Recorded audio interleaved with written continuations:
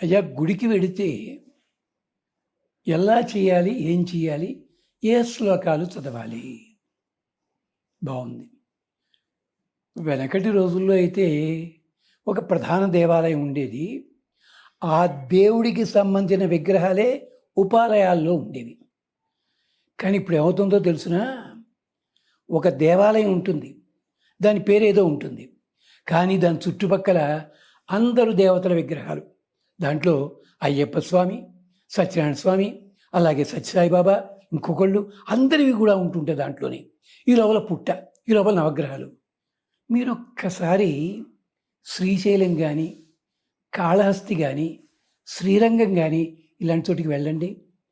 అక్కడ ఏముంటో తెలుసునా? ప్రధాన విగ్రహం ఏది ఉంటుందో దానికి సంబంధించిన ఉపాలయాలే ఉంటాయి. అది శివాలయమా, మరొక వైష్ణవ క్షేత్రమా, మధ్వక్షేత్రమా పక్కన ఎట్టే పెట్టండి. నవగ్రహాలవి కానీ, పుట్ట ఉండేది కానీ, మరో తోట ఉండేది కానీ ఈ దేవాలయ పరిమితుల్లో ఉండదు, అవధుల్లో ఉండదు, బయట ఉంటుంది. ఇప్పటికీ అలాంటి దేవాలయాలు కోస్తా జిల్లాల్లో ఉన్నాయి. నవగ్రహాలు ఉంటాయి కానీ శివాలయం లోపలకు ఉండవు, వెలుపలగా ఉంటాయి. అంచేత మీరు ఏ దేవాలయానికి వెళ్తారో మాకైతే తెలియదు. అందుకని ఒక మాట మాత్రం చెప్తాను. దేవాలయానికి వెళ్ళి ముందు ధ్వజస్తంభానికి నమస్కరించండి.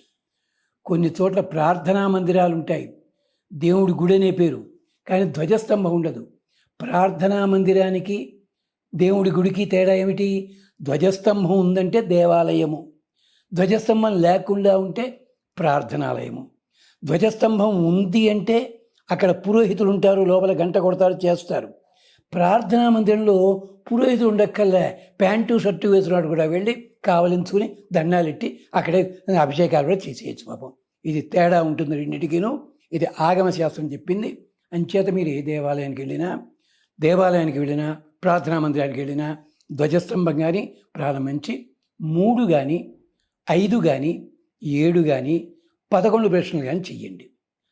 ఆ దేవాలయంలో ఏ దేవుడు ప్రధానమో, విష్ణువా, శివుడా, రాముడా, హనుమంతుడా, వాళ్ళకి సంబంధించిన శ్లోకాలు మీకు వచ్చి ఉంటాయి, లేదా గోడల మీద రాసి ఉంటాయి. అవి చదువుకుంటూ ప్రదర్శన చేయండి. నేను ఫలానానే చెప్పటల్లా. లేదండి ఓ చోటకి వెళ్ళాము, అది నైమిషారణ్యం దగ్గర ఉంది, అది ఒక పెద్ద ఫ్లాటు, దానికి ఎన్ని ఫ్లోర్లు ఉన్నాయి తెలుసా? 27 ఫ్లోర్లు ఉన్నాయి. ప్రతి ఫ్లోర్లో 40 గదులు ఉన్నాయి. 40 గదుల్లో 40 మంది దేవతలు ఉన్నారు. ఎంతమంది లెక్కేసుకోండి. అక్కడ ఒక కొబ్బరికాయ కూడా కొట్టరండి, విశేషం, తమాషాది. మరి అంతమంది దేవతల కాంప్లెక్స్ కదా అది. అంచేత అని అది మాట్లాడటలేదు. అంచేత ఏం చేయాలి? మీరు చక్కగా మీరు ఏ దేవాలయానికి వెడితే ఆ దేవతా విగ్రహము తాలూకు శ్లోకాన్ని చదువుకుంటూ ప్రదక్షిణ చేయండి. లేదా అక్కడ పురోహితులు ఉంటారు, వాళ్ళని అడగండి, చెప్పండి. లేదు మీ ఇష్టదైవం ఒకళ్ళు ఉంటారు, ఆయన్నే మనసులో తలుచుకుంటూ మొత్తం తిరగండి. అయ్యా నష్టమేముంది? ఓ మహానుభావుడు బాసర వెళ్ళాడు, అమ్మవారి మీద స్తోత్రం రాశాడు, రాస్తూ సాయి సరస్వతి అయిన మహా అంటూ రాశాడు ఆయన.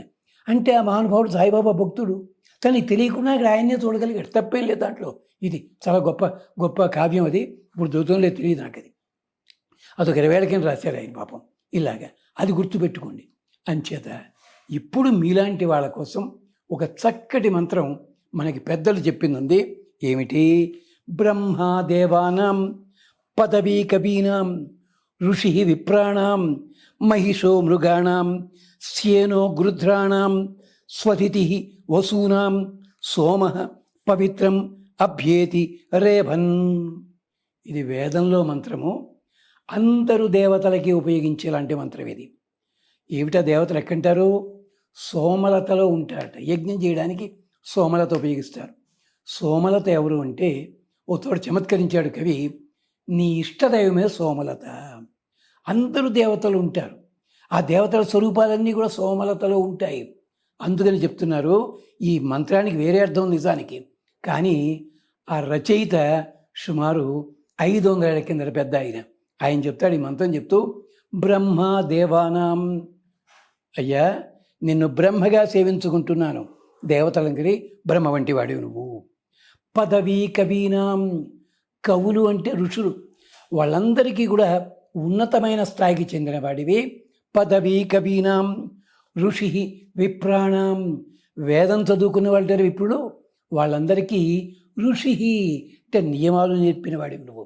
ఋషి విప్రాణం మహిషో మృగాణం, మృగములన్నిటి లోపలికి చాలా బలమైనది మహిషి అంటే దున్నపోతు.